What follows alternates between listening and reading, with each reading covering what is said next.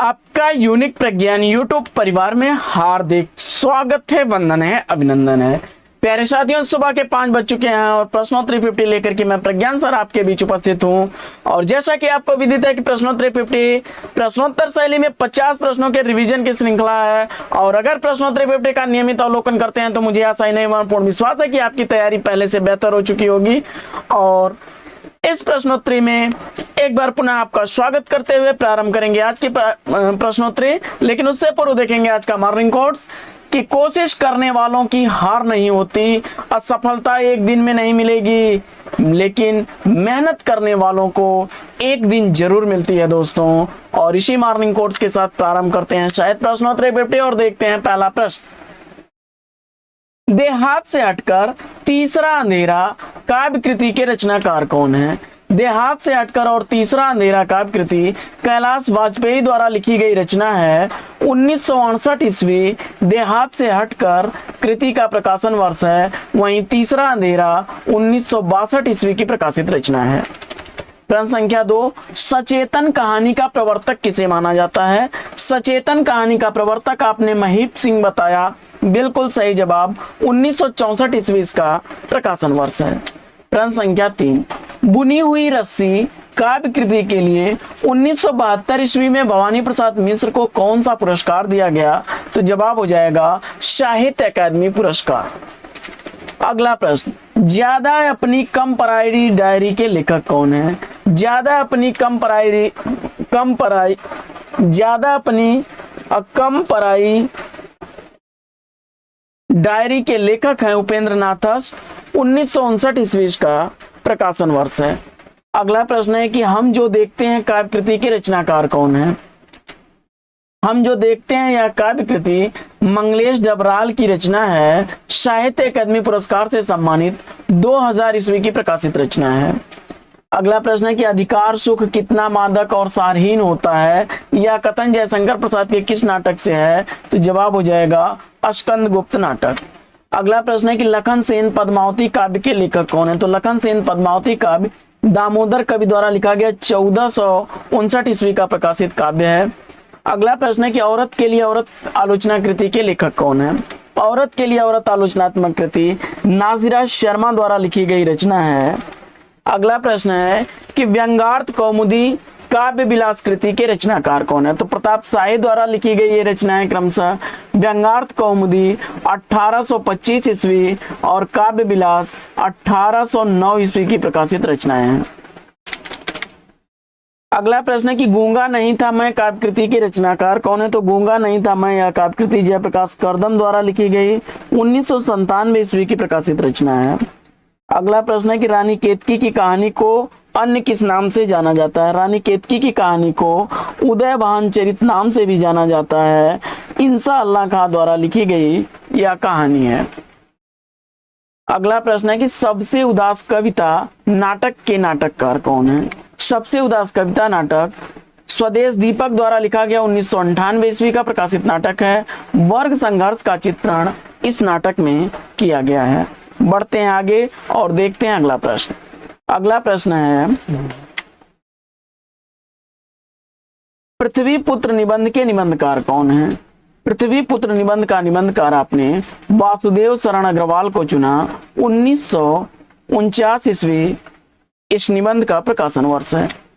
अगला प्रश्न है कि मगध गरुण किसने देखा काव्य कृतियों के रचनाकार कौन है? तो दोनों ही रचनाएं श्रीकांत वर्मा की रचना है। बड़ा इंपॉर्टेंट प्रश्न है, अक्सर परीक्षाओं में पूछा गया प्रश्न है।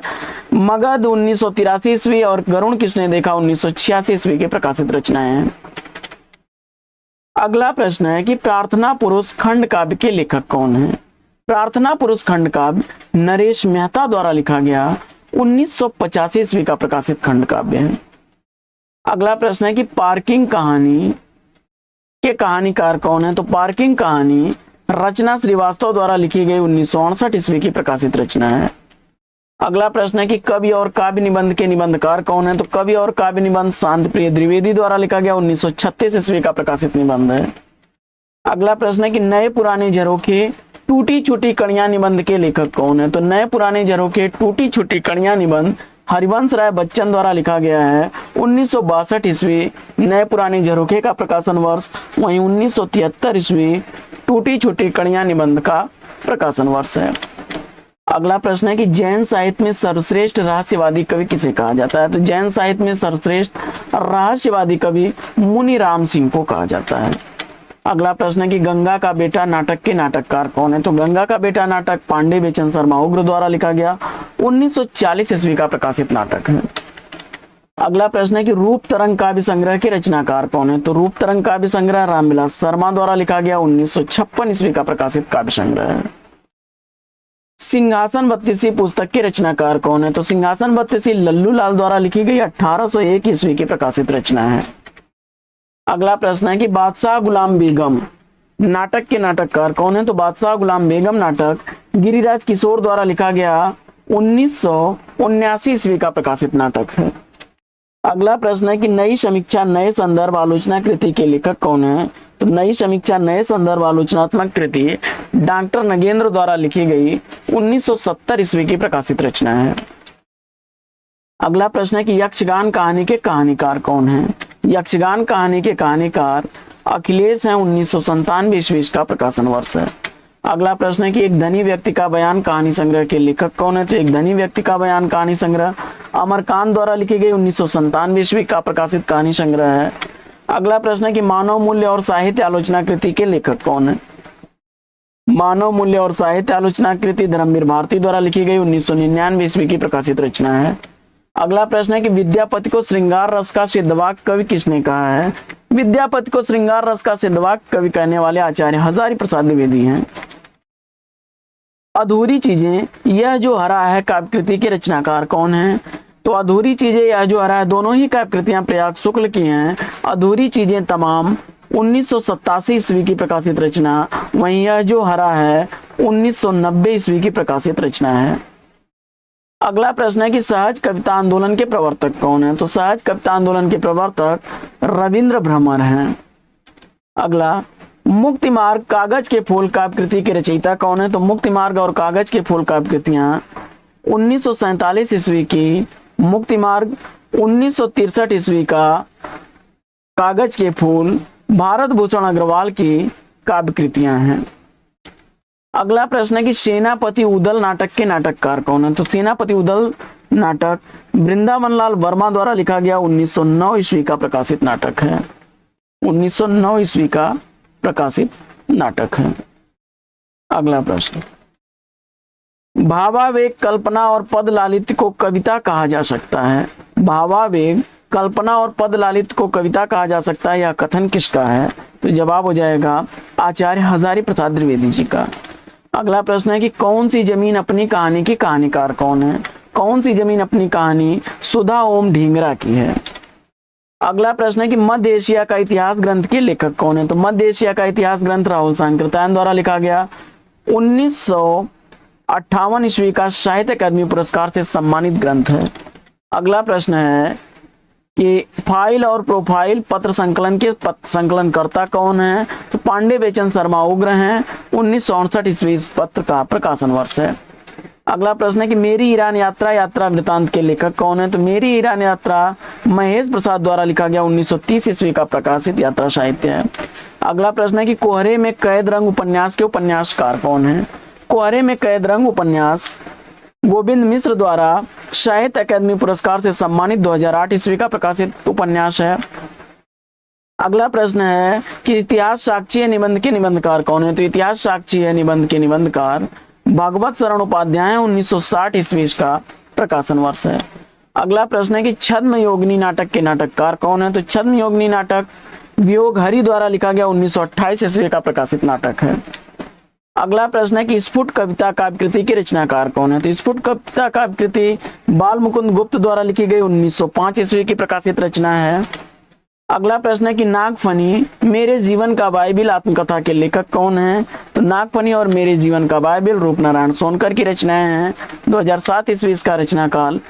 आलोचना के हाशिए कृति के लेखक कौन है? तो आलोचना के हाशिए विश्वनाथ प्रसाद तिवारी की रचना है।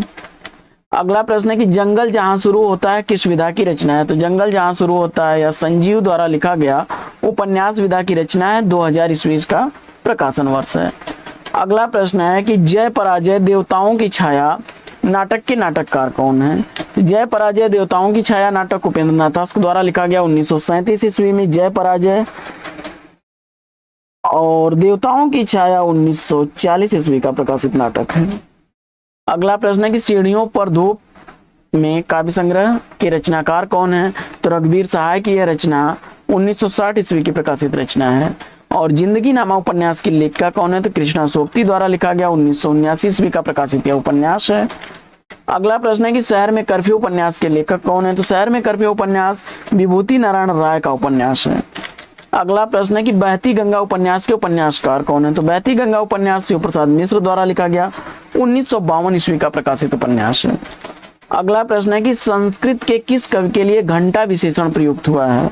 तो जवाब हो जाएगा माघ कवि के लिए। तो साथियों आज की प्रश्नोत्तरी 50 लेती है यहीं पर विराम। वीडियो अगर अच्छा लगा हो तो लाइक और शेयर कर दीजिए। चैनल पर पहली बार है तो चैनल को सब्सक्राइब कर लीजिए। फिर मिलते हैं आपसे अगले वीडियो में एक नए प्रकरण, एक नए टॉपिक, एक नए अंदाज में। तब तक के लिए लेंगे आपसे विदा। आपका जीवन मंगलमय हो। वेस्ट विशेष बेस्ट ऑफ लक। जय हिंद साथियों।